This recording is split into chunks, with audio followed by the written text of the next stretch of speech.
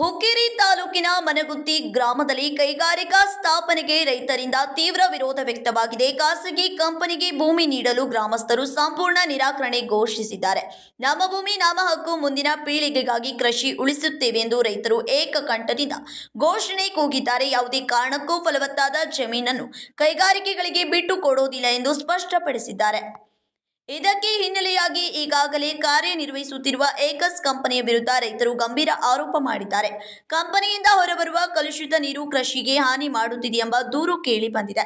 ಜೊತೆಗೆ ಕಂಪನಿ ಸ್ಥಾಪನೆಯ ವೇಳೆ ನೀಡಿದ ಉದ್ಯೋಗ ಭರವಸೆ ಈಡೇರಿಸಿಲ್ಲ ಎಂದು ಅನ್ನದಾತರು ಆಕ್ರೋಶ ವ್ಯಕ್ತಪಡಿಸಿದ್ದಾರೆ. ಈ ಬೆಳವಣಿಗೆಯಿಂದಾಗಿ ಮೊದಲೇ ಕಂಪನಿಯೊಂದಿಗೆ ಭೂಮಿ ಮಾರಾಟಕ್ಕೆ ಒಪ್ಪಂದ ಮಾಡಿಕೊಂಡಿದ್ದ ಕೆಲ ರೈತರು ಈಗ ಹಿಂದೆ ಸರಿದು ಒಪ್ಪಂದ ರದ್ದುಪಡಿಸಲು ಮುಂದಾಗಿದ್ದಾರೆ.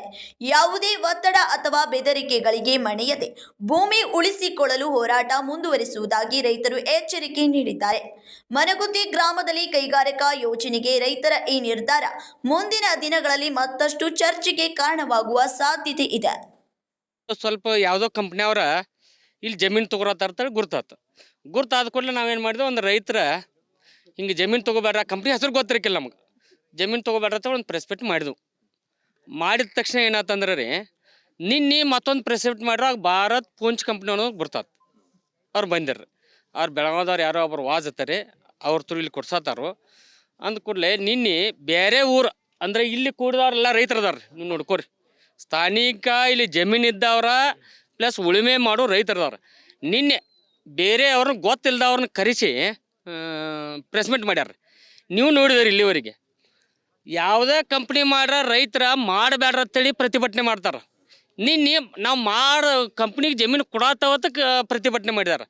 ಮಾನ್ಯ ಕೊಪ್ಪಳದಾಗ ರೀ ಗವಿಸಿದ್ದೇಶ್ವರ ಅಜ್ಜವ್ರ ಎಷ್ಟೋ ವರ್ಷದಿಂದ ಆದ ಜಿಂದಾಲ್ ಕಂಪ್ನಿಗೆ ಈಗ ದೂಸ ಬರ ಆಯ್ತಂತೇಳಿ ಮಾನ್ಯ ಕೊಪ್ಪಳ ಎಲ್ಲ ಬಂದ್ ಮಾಡಿರಿ. ನೀವು ವಾಹಿನಿಯಲ್ಲಿ ನೋಡಿರ್ಬೇಕು.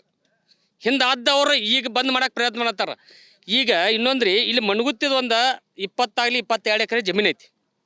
ಅದ್ರಾಗ ಒಂದು 8 ಎಕರೆ ಅಗ್ರಿಮೆಂಟ್ ಆಗೈತಿ. ನಾವು ಇಲ್ಲ ಅಂತ ಹೇಳೋದಿಲ್ಲ. ಅವ್ರಿಗೆ ಹಿಂಗೆ ಕಂಪ್ನಿ ಅಂತೇಳಿ ಪಾಪ ತೊಗೊಂಡಿಲ್ಲ. ಅವರು ಯಾತ್ಕೊಂಡತ್ಲೆ ಕೊಡೋರು ದೂರ ಆಗದೈತಿ ಅಂತೇಳಿ ಪಾಪ ಅವ್ರು ಕೊಟ್ಟಿದ್ದಾರೆ. ಯಾರ ಮಣಗುತ್ತಿ ಅವ್ರು ಅದ್ರ ಬಡ್ಡಿಗೆ ಮಣಗುತ್ತಿ ಜಮೀನು ಅಂದ್ರೆ ಏನೈತಿ ರೀ, ನಮ್ಮ ಮಾಸ್ತಿ ಹೊಳಿ ಏನು ಕುಡಿಯೋ ನೀರಿನ ಕೆರೆ ಐತಿರಲ್ಲ, ಆ ಕೆರೆ ಬಡ್ಡಿಗೆ ಐತಿ. ಮತ್ತು ನಮ್ಮ ಊರ ಬಡ್ಡಿಗೆ 10ಕ್ಕೆ ಸರ್ವೆ ನಂಬರ್ ಬಂದೈತಿ. ಈಗ ಒಂದು ಮುಲಾಸಸ್ ಆಯ್ತು ಯಾವುದೇ ಫ್ಯಾಕ್ಟ್ರಿ ಬಂದ್ರೆ ಇಫೆಕ್ಟ ನಮ್ಮ ಮಸ್ತಿ ಹೊಳಿ ಆಗೈತಿ. ಅವ್ರ ಪಾಪ ಮಾಲಕರು ಮಣಗುತ್ತಿ ಆಗದಾರ. ನಾವು ಮಣಗುತ್ತಿ ಅವ್ರ ಜಮೀನು ತೊಗೊಳತ್ತವ, ಮಸ್ತಿ ಹೊಳಿ ಅವ್ರ ಜಮೀನು ತೊಗೊಳತ್ತಿಲ್ಲ ಅನ್ಬೋದು. ಆರ ಇಫೆಕ್ಟ ನರಸಿಂಗಪುರ, ಮೆಣಕೋಳಿ, ಮಸ್ತಿ ಹೊಳಿ, ಮಣಗುತ್ತಿಗೂ ಇಫೆಕ್ಟ್ ಆಗ್ತೈತಿ. ಈ ಕಡೆ ಗಾಳಿ ಬಿಟ್ಟಾಗ ಅಲ್ಲೂ ಆಗೋದನ್ನ, ಮಣಗುತ್ತಿಗೆ ಆಗೋದಿಲ್ಲ ಅಂತ ಹೇಳಿದ್ರಲ್ಲ, ಎಲ್ಲ ಊರಿಗೆ ಆಗೋದದು. 8 ಕಿಲೋಮೀಟ್ರ್ ದೂರ ಇರ್ಬೇಕು. ಅವು ಪಾಪ ಕೊಡಾಕತ್ರ 40 ಎಕರೆ ನಾವು ತೊಗೊಂಡು ಓದ್ ಹೇಳ್ರಿ. ಅವ್ರು 40 ಎಕರೆ ತೊಗೊಂಡಿರ ನಾಳೆ ಕಟ್ಲಿ ಫ್ಯಾಕ್ಟ್ರಿ ನೋಡೋನು ಕಟ್ಲಿ. ಹಿಂದಕ್ಲೆ 2010 11 AC ತಹಸೀಲ್ದಾರ್ ಎಲ್ಲ ಕಲ್ಲು ಹೋಗೋದು ಕಳಿಸ್ಯಾವ. ನಾವು ಗಾಡಿ ಬುಕ್ನಿ ಮಾಡಿ ಕಳಿಸ್ಯಾವ, ರೋಡಿಗೆ ಕಟ್ಟಿ ಹಾಕಿ ಬಡ್ದು ಕಳಿಸಿದವು. ಯಾಕೆ ಹೇಳ್ರಿ, ರೈತರ ಸಂತಾಪ. ಯಾಕೆ ಸಂತಾಪ ಅಂದ್ರೆ 1974 ನಮ್ಮ ಊರು ಕಿತ್ತೈತಿ. ಊರು ಕಿತ್ತ ಒಬ್ಬೊಬ್ರಿಗೆ 2-4 ಎಕರೆ ಕೊಟ್ಟಾರ ಮುಳುಗಡೆ ಆದವ್ರಿಗೆ. ನೀವು ನೋಡೋಗ್ರಿ, ಅಂಥ ಇನ್ನೂ ಮ್ಯಾಲೆ ಒಂದು ತಡೆ ಜಮೀನು ಎಬ್ಸಿಲ್ಲ. ಪೂರ್ತಿ ಕಲ್ಲು ಪಡಿಯೋದು ಜಮೀನು ನಮ್ಮ ಮ್ಯಾಟ್ರಿಕ ಸಾಲಿಗಿದಾವೆ. ಇಲ್ಲಿದ್ದವ್ರು ಮ್ಯಾಟ್ರಿಕ್ ಮುಂದೆ ಯಾರ್ದು ಆಗಿಲ್ಲ. ಯಾಕೆ ಹೇಳ್ರಿ, ನಮ್ಮ ಅವ್ವ ನಮ್ಮ ಅಪ್ಪಗಳು ಕಲ್ಸೋಕ್ಕಾಗಿಲ್ಲ, ದುಡ್ಡು ಇಲ್ಲಾರಕ್ಕೆ ಫಲಾನ ಇದ ಮಾಡಿದವು. ಈಗ ಸ್ವಲ್ಪ 80-90% ಎಲ್ಲ ಕಲ್ಲು ತೆಗೆದು 50 ವರ್ಷದಾಗ ನೀರಾವರಿ ಮಾಡ್ಕೊಂಡವು. ಈಗ ಬಂದ ಜಮೀನು ಒಂದು 40 ಎಕರೆನೇ ಬೇಕಾಯ್ತಂತಾರೆ. ಒಂದು 4 ಎಕರೆ ಲೇಔಟ್ ಮಾಡ್ತೇವೆ. ನೀವು 200 ಪ್ಲಾಟ್ ಬೀಳ್ತಾವೆ. ಆ ಥರ ಫಸ್ಟ್ ಒಂದೇ ಬಿಲ್ಡಿಂಗ್ ಬರ್ತೈತಿ. ಆ ಒಂದೇ ಬಿಲ್ಡಿಂಗ್ ಲೇಔಟ್ ಸಮಾಪ್ತಿನೋ ಬರ್ತೈತಿ ರೀ, ಫುಲ್ ಆಗ್ತೈತಿಲ್ರಿ. ಹಂಗೆ ಒಂದು ಕಂಪ್ನಿ ಬರ್ತಂದ್ರೆ ಈ ನಮ್ಮ ಜಮೀನು ಎಲ್ಲ ತೊಗೋತಾರೆ, ಎಲ್ಲನೂ ಹೋಗ್ತೈತ್ರಿ. ಫಸ್ಟ್ ಸಣ್ಣಾಗೇ ಬರ್ತೈತಿ. ಮತ್ತು ನೌಕರಿ ಕೊಡ್ತಾವ ಅಂತಾರೆ ಇವ್ರು. ಇಲ್ಲೇ ಬಾಜುಲ್ಲ ಐತೆ ನಮ್ಮದು, ಸೀಮ್ಯಾಗ ಎಡಿ ಬಿದ್ರೆ ಫ್ಯಾಕ್ಟ್ರಿಗೆ ಬೀಳ್ತಾವೆ. ಅಲ್ಲಿ ಜಮೀನು ಕೊಟ್ಟ ಫಸ್ಟ್ 10 ಎಕರೆ ಅಂತ ತೊಗೊಂಡ್ರೆ 500 ಎಕರೆ ತೊಗೊಂಡಾರ ಅವ್ರು. ಅವ್ರು ಎಷ್ಟು ಜಮೀನು ಕೊಟ್ಟವ್ರು ನೀವೇ ಹೋಗಿ ಸರ್ವೆ ಮಾಡ್ಕೊಂಬರ್ರಿ, ಎಷ್ಟು ಮಂದಿ ಅಲ್ಲಿ ವರ್ಕ್ ಮಾಡತ್ತಾರೆ ನೋಡ್ರಿ. ನಾವು ಸಂತೋಷ್ ಪಾಟೀಲ್ ಅಂತ ರೈತರು, ರೈತಕಿ ಜಮೀನದಲ್ಲಿ ಹುಟ್ಟಿ ರೈತಕಿ ಮಾಡ್ಕೊತ ಬಂದಿದ್ದೀವಿ. ಈಗ ಸಮಸ್ಯೆ ಅನ್ನೋದಂದ್ರೆ ಏನಂದ್ರೆ ಸರ, ಫ್ಯಾಕ್ಟ್ರಿ ಅವ್ರು ಬಂದ ನಮ್ಮ ಏರಿಯಾದಾಗ ಜಮೀನುಗಳು ತೊಗೊಳತ್ತಾರ. ಭಾರತ್ ಪೂಂಚ್ ಕಂಪ್ನಿ ಅಂತೇಳಿ, ಅದು ನಿನ್ನೆ ಗೊತ್ತಾಗಿದೆ ನಮ್ಗೆ. ಜಮೀನುಗಳು ತೊಗೊಳತ್ತಾರು. ಏನು ಹೇಳಿ ತೊಗೊಳತ್ತಾರ ಅಂದ್ರೆ, ನಿಮ್ಮ ಹುಡುಗರಿಗೆ ನೌಕರಿ ಕೊಡ್ತೇವೆ, ನಿಮ್ಗೆ ಅನುಕೂಲ ಆಗ್ತೈತಿ, ಈ ರೀತಿ ಸುಳ್ಳು ಹೇಳಿ ಜಮೀನುಗಳು ತೊಗೊಳತ್ತಾರ. ಈಗ 9 ಎಕರೆ ತೊಗೊಂಡಾರ ಸರ್, ಅವ್ರಿಗೆ ಅಗ್ರಿಮೆಂಟ್ ಮಾಡ್ಯಾರ. ಅಲ್ಲಿ ಇರೋದ 20 ಎಕರೆ ಐತಿ ಮನಗುತ್ತಿ ಅವ್ರದ್ದು. ಅದು ಉಳುಮೆ ಮಾಡೋ ಭೂಮಿನೇ ರೀ, ಎಲ್ಲ ಎಲ್ಲ ಕೃಷಿಕರ ನೀರಾವರಿ ಭೂಮಿ, ಜಮೀನು. ನೀರಾವರಿ ಜಮೀನು ಎಲ್ಲ ಬೋರ್ವೆಲ್ದವ್ರಿ, ಎಲ್ಲ ಕಾಯಿಪಲ್ಲೆ ಐತಿ, ಕಬ್ಬು ಐತ್ರಿ, ಎಲ್ಲ ನೀರಾವರಿ ಜಮೀನು. ಅದ್ರಾಗ ಒಬ್ರಿಬ್ರು ಏನೋ ಕೊಟ್ಟು ಅವ್ರಿಗೆ ಸುಳ್ಳು ಏನೋ ಹೇಳಿ ಅಗ್ರಿಮೆಂಟ್ ಮಾಡ್ಕೊಂಡಾರ. 9 ಎಕರೆನ ಅಗ್ರಿಮೆಂಟ್ ಮಾಡ್ಯಾರ. ಅದ್ರೊಳಗೆ ಈಗ ಕಂಪ್ನಿ ಬರೋದು ಗೊತ್ತಾಗೋಣ 5-6 ಮಂದಿ ಕ್ಯಾನ್ಸಲ್ ಮಾಡಿದಾರೆ. ಕಂಪ್ನಿ ಆದ್ರೆ ನಮಗೆ ಬೇಡ, ನಾವು ಕೊಡೋದಿಲ್ಲ. ಅವರು ಏನಾರು ಸುಳ್ಳು ಹೇಳ್ಯಾರ್ರಿ, ಸರಿಯಾಗಿ ಅವ್ರು ಹೇಳಿಲ್ಲ. ಅವ್ರು ಅಷ್ಟು ಕಲ್ತವ್ರು ಇರಕ್ಕಿಲ್ಲಪ್ಪ, ಫೆಬ್ರೈಟ್ನವ್ರು ಅಂಥವ್ರದಾರ, ಸುಳ್ಳು ಹೇಳಿ ಮಾಡ್ಕೊಂಡಾರ. ಅವ್ರಿಗೆ ಆಮೇಲೆ ತಿಳಿತದ ಹಿಂಗೆ.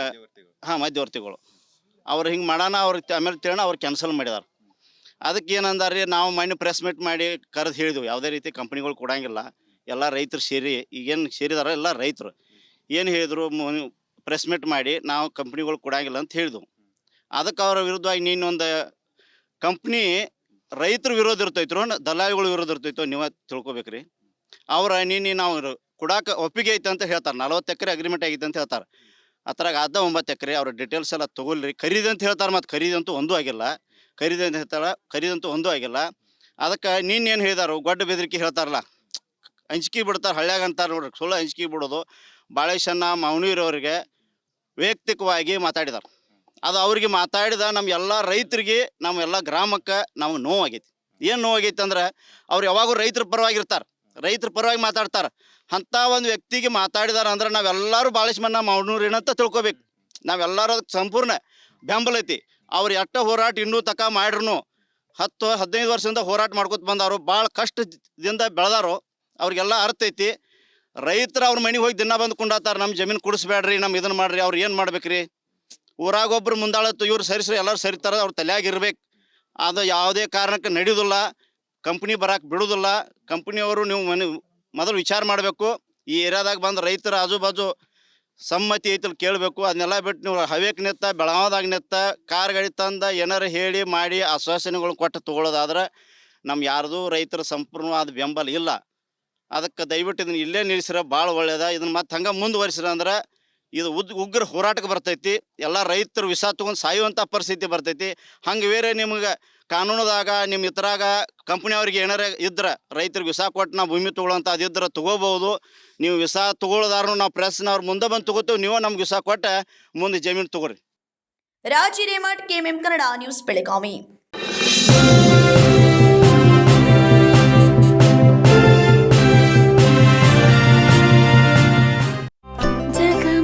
ಜಗಮಗ ಹೊಳೆಯುವ ಕಣ್ಣುಗಳು, ಹೃದಯದಿ ಹರುಷದ ಅಲೆಗಳು.